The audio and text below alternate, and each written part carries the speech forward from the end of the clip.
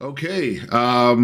Good evening, Kevin. My name is Ash Singh, and I am a venture capital investor from Christchurch, New Zealand.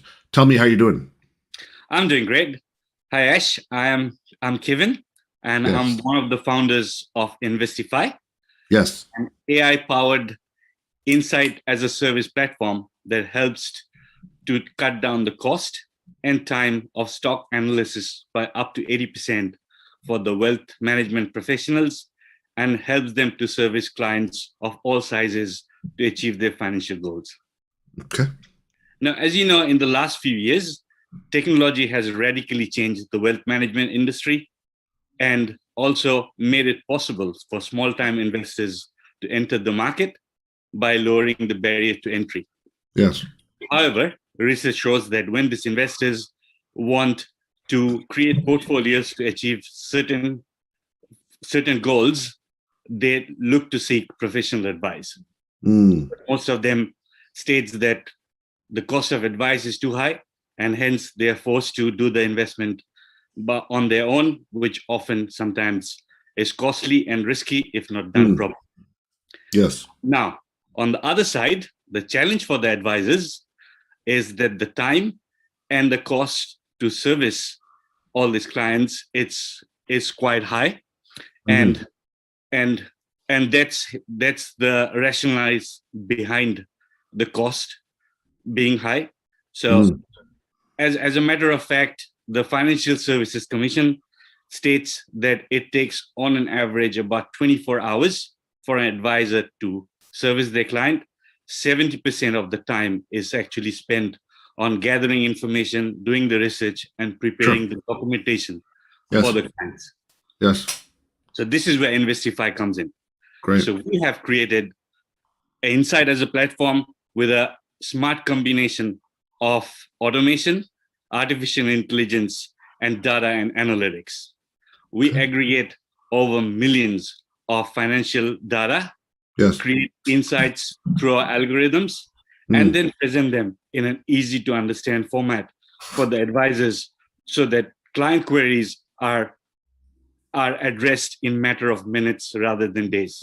Understood. Furthermore, we have also created an AI engine which actually reads through hundreds and pages of annual reports, extract the root cause of the financial performance, summarize them in a click of a button so that the advisors or the analyst team doesn't need to spend time in hours of reading and research.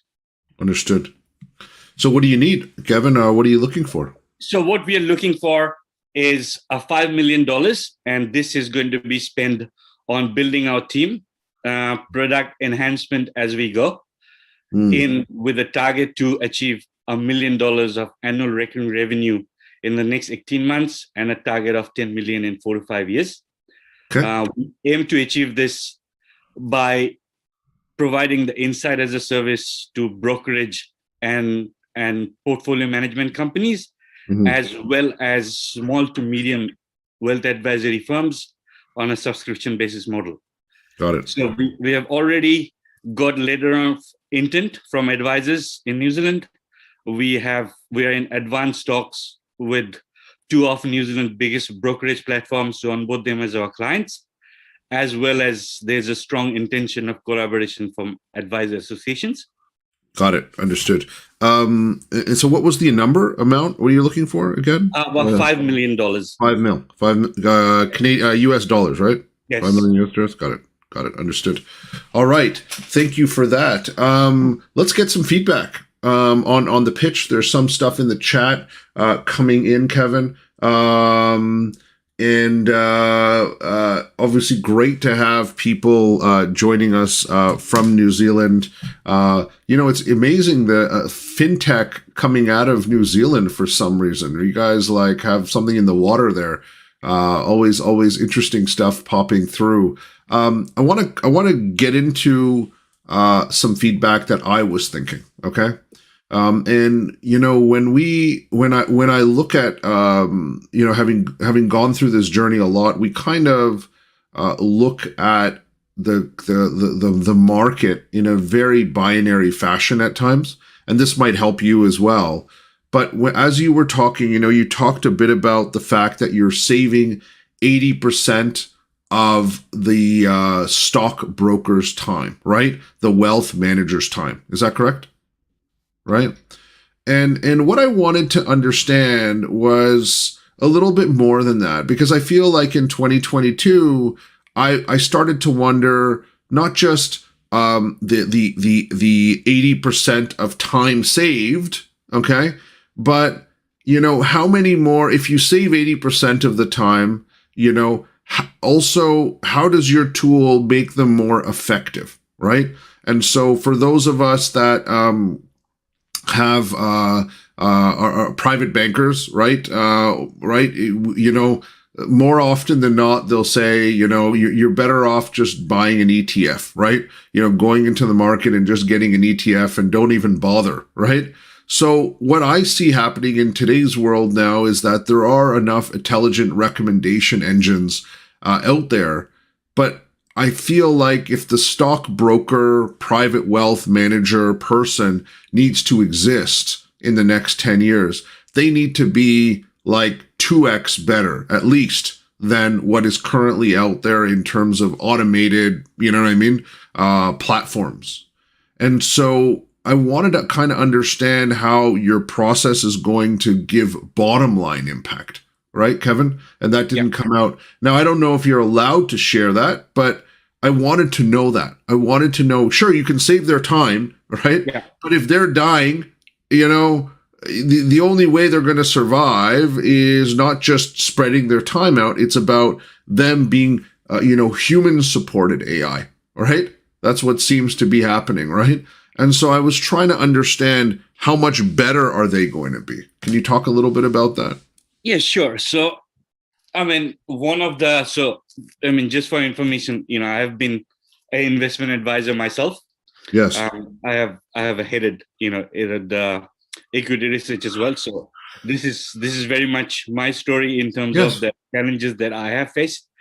So there is information is out there. Is my question fair, by the way, Kevin? Is it a fair question? Right? Yes. Is there pressure for, because you know the industry, do you feel that there's pressure for the private bankers / stockbrokers of people to perform better? Do you feel that? Okay. Yes. All right. Good. Absolutely. Yeah. So the main challenge that we always faced is creating information, and in our business, in the clients, the more information you provide, there's the better opportunity of they investing or finding proper investments. The quicker they can do that. So with this, our tool, what happens is what usually takes you about a week or something to create, with our tool that can be done in matter of days, if not hours. So as a result, the faster you can push out information, the faster you will have transactions, which will impact the total revenue of the company. And hence, I can answer that will increase the bottom line. Got it. And what kind of difference does it make, Kevin? I'm curious about numbers. Like if I, stockbroker, do we call him or her a stockbroker, or a private wealth manager, a private banker? What's the term that you guys use? It's mostly private wealth manager. Private wealth manager. Yeah. PWM, private wealth manager. Or you can call them wealth advisors. Advisors, my wealth advisor. Okay. Yeah. So, Kevin, my question to you, though, is this. Walk me through just simply. Yeah. Private wealth manager, private wealth advisor, before and after your product. Okay. Yeah. So in three areas. Number one is internal productivity, which you said 80%. Mm-hmm. And if they do that right, there's going to be obviously impact in terms of getting better advice and delivering more value on average, right, to the client. There's a third element, Kevin, that you've brought up, which I think is very powerful, and that is investor confidence. Does that make sense? Right? Yes. You didn't bring it up in your original pitch. It came out now, but I think it's very valuable too, right, Kevin? So I want you to give me feedback on those pieces too, right? How much more can they can obviously they're saving 80% of their time, but how does that impact the bottom line, and how does it impact the connection and the investor confidence that is there with the customer, right? The investor confidence. Tell me about that. Yes. So it would have been great to give you a demo, but I'll just put you in a way. Yes. So I'll give you a real time example. A client will come, give you a call and say that I am a dividend kind of investor, so I'm looking only for income. So can you provide me a list of companies that gives good dividend and which you think is good value? So without our tool, that's a very manual process. Yeah, the information is out there everywhere. You can go and find it. And just as example, New Zealand is a very small market. There's about 120 companies, but still you need to spend time, to find that information out of which 120, which ones give dividend and which ones are a good investment. Yep. With our tool, that can be done in less than 3 seconds. Got it. So, and then the second part of it, that we actually rank our companies, which we call a 5-star performance. So there are like 5 major key metrics that analysts use, and we rank them accordingly. So we actually don't sell it as now, but we ran our algorithms and our data analysis at the back. So all these 5-star stocks, portfolio of stocks, is actually beating the index for the last 8 months. Got it. Okay. So, those are the two things combined together. So as an user, if you look at that, these are my dividend stocks and these are 5 stars or 4 stars or whatever it is. And if I suggest this to my client, they will have a better return. So my last question is around, how much would it cost to utilize this, right? And how easy is it for an existing private wealth advisor that's might be trained on, basic CRM, they're not, computer programmers. How easy is it for them to use, right? So how much does it cost and how easy is it for them to get started if I wanted to start yesterday? Okay. Yeah. So we have got 2 models. So one is for, as I said, brokerage and portfolio management companies, which are bigger institutions, got bigger number of clients. So their solution is based on API pricing. Okay. So we have been looking at about 2,500 APIs a month. So start on a 12-month basis. So maximum you're looking at about $100,000 a year for big brokerage, and then depending on the usage that will go up, obviously. But for small to medium advisory firms, we are looking at a subscription-based model of about $1,500 to $1,800. That's the feedback we are getting, people are comfortable with. And then for every additional advisor, so it could be a firm with just 1 advisor, or it could be a firm with 2 or more. So that will be another $600 on top of that. So you're looking at a firm of about, let's say, 5 advisors, about $3,000 a year. Yes. So Kevin, I apologize because I have one more question, and I want you to think about this.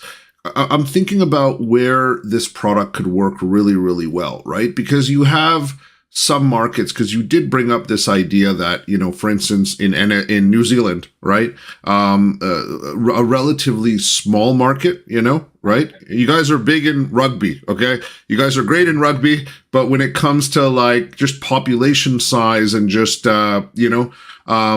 there's also a lot of other kind of secondary, 3rd-tier markets, okay? Right? You have the New Yorks, right? You have the Singapores, you have the Londons that are more aggressive. Do you think that there's kind of a value for you in terms of which markets you're going to go to, right?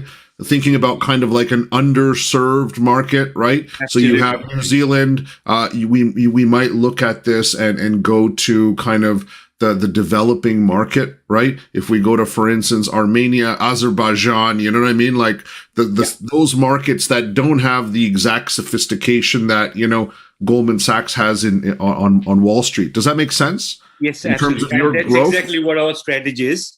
Okay, because that didn't come out. I wanted, you know what I mean? Like, I kind of wanted to know, secret sauce sometimes is where you're going to go with your product, you're going to go here because it's an underserved market. And I think that didn't come out in your pitch, right? Because I just feel like in the fintech space, it's always good to kind of find where you've played and what you're good at, and what you're doing is for the second tier markets. Okay, like, can you tell us which markets that you're looking at? So New Zealand. At the moment, we are obviously, Australia is just around the corner, so it's New Zealand, Sure. Australia. Yes. And then we have got some interest from UK as well. But the the one after this is Southeast Asia. So we are particularly looking at the belt, obviously based from Singapore, but we are particularly looking at places like Vietnam and Philippines, that area, India as well. Yeah. Got it. Okay. So what I'm going to do is, Kevin, would you like me to pitch your idea back to you? Yes, Can please. I pitch to you? Now, again, you get to be anyone you want to be. If you've wanted to be a famous, I was thinking about the famous rugby players, but it kind of slipped my mind. But you can be a famous, well-to-do rugby player if you've ever wanted to do that, or anyone you'd like. We're hitting the top of the elevator. I will pitch your idea back to you, right? You're looking for $5 million, right? Yeah. For a proper post-seed round of funding, right? Yeah. So over to you. You can introduce yourself. Yeah. Hi. My name is Kevin. I am an angel investor that operates out of Auckland, New Zealand. I recently done a 10x exit, and I'm looking for something that's worthwhile. Excellent. Well, Kevin, it's really nice to meet you. My name is Ash Singh, and I'm part of the Investify team. As you know, fintech has just exploded. Over the last 25 years, I have been very well versed in the private wealth management as a wealth advisor, along with an equities trader. And what we've discovered is that we have actually reached the point where stock brokers, right, and wealth advisors really need to evolve, or they will die, right? And so over the last couple of years, we have actually built the Investify platform to supercharge stockbrokers in secondary markets like here in New Zealand.